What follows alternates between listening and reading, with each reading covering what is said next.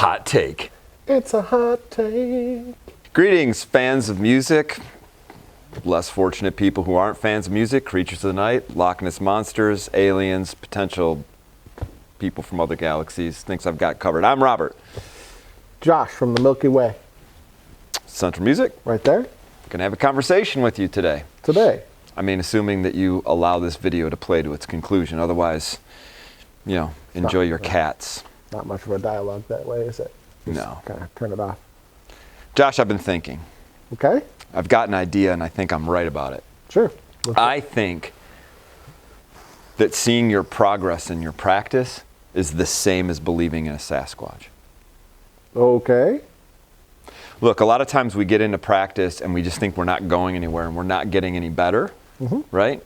But if we look for it, we find the gains that we're getting, however small they are or big they are, right? If we're looking for it, we see it. You know, if we record our practices maybe for a month and then we go back and we look at the first practice in our list, we're going to see that we're better.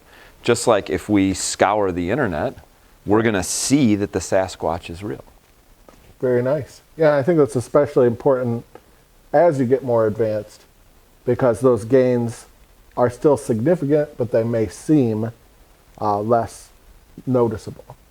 I also think it's not very important to focus on how long you're practicing for. I think maybe the most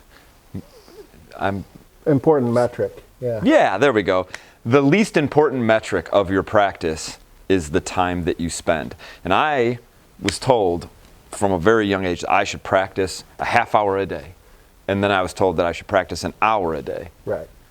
And I would wager that I could be a better player than you if I practiced 10 minutes a day, even if you were practicing an hour a day.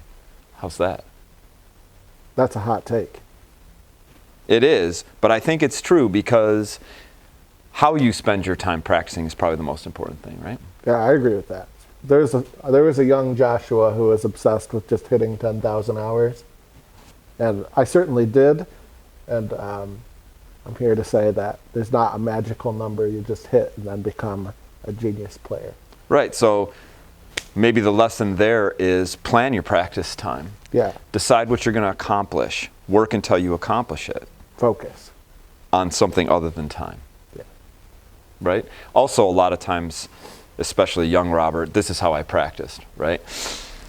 Oh, I set up my stuff, get my music stand just right. 5 minutes in, this is great. Okay, this page. You know what I really like to play? I like to play this. Okay, well, all right, well, I'm going to practice my, oh, look, the time. It's my half hour, I'm done. Yeah. Right? Like, what did I accomplish? Almost nothing.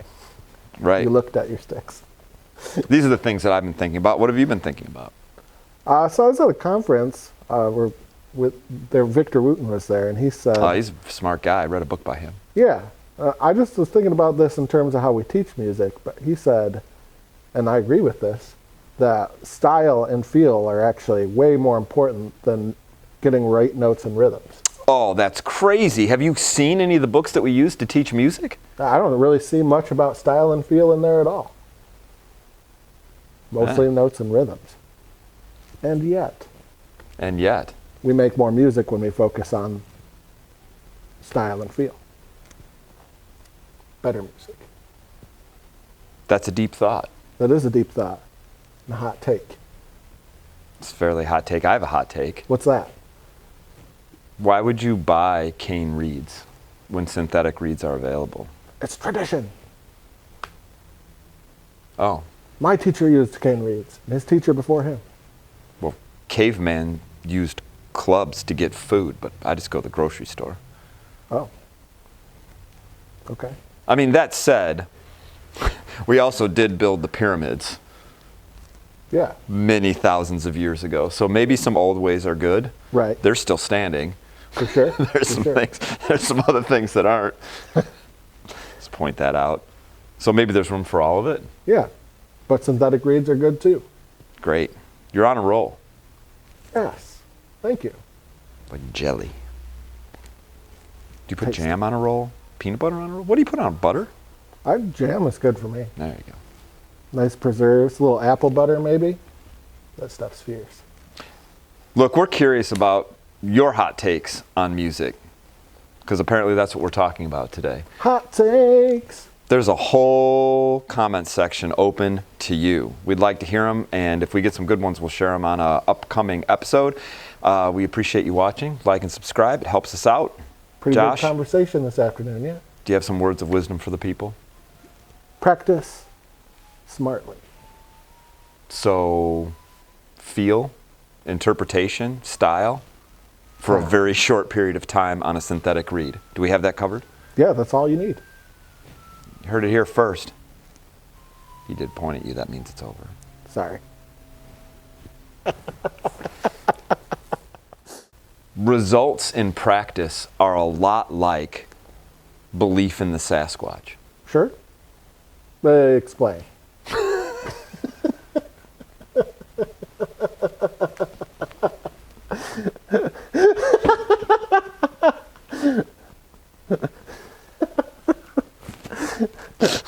I didn't expect that. You're just like, sure. I'm like, all right, next subject. Yeah, I'm just going to throw that out there. That was a good opening, too. It's all ruined. That's all right. We can still use it. We're going to use all of this. No, I sincerely hope not. Whoa.